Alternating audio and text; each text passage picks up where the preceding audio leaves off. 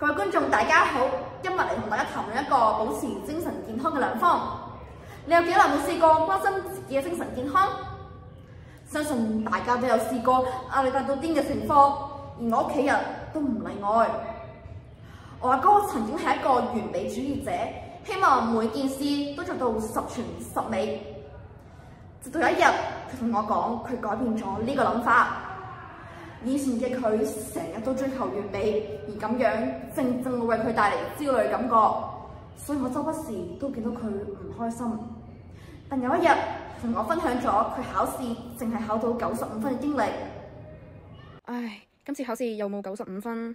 吓，其實都冇乜嘢啫，係人都有情緒噶啦。你估我哋係神仙咩？係喎，我哋又唔係神仙，我哋都係一個有感情嘅人類。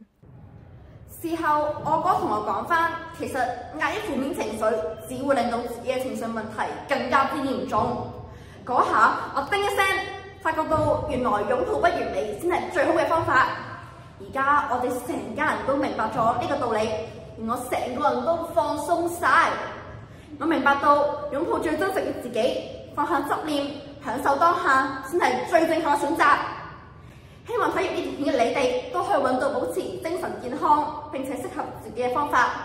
我嘅演講到此結束，多謝各位。